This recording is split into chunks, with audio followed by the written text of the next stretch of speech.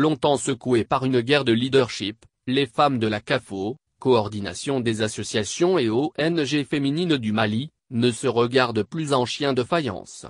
Faisant montre de sagesse et de maturité, elles se sont réconciliées pour une paix durable dans une CAFO unifiée. Plus question de bicéphalisme à la tête de la première fêtière des femmes du Mali. Minée par une guerre de présidence depuis 2008, le seul organe représentatif auprès de l'État de toutes les femmes du pays est désormais unifié et dirigé par une seule femme en la personne de Madame Dambélé Oulématou Sow.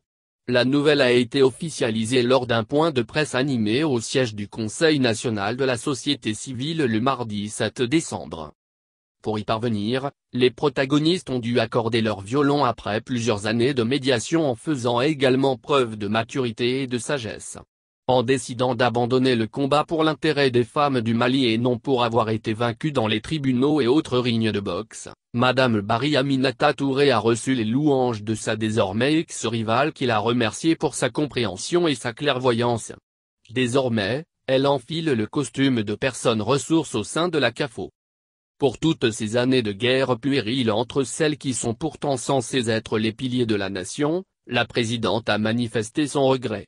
Certes, les crises et conflits sont inévitables dans la croissance de toute organisation, mais cela nous a pris du temps que nous regrettons amèrement, a admis Madame Dambélé Oulématou Sow qui affiche néanmoins son optimisme quant à l'avenir de la CAFO engagée à tirer un trait sur les mésententes futiles. Ces turbulences, nous en sommes sûrs, nous permettront de nous réajuster et d'appliquer les normes de bonne gouvernance pour rehausser le statut de l'organisation.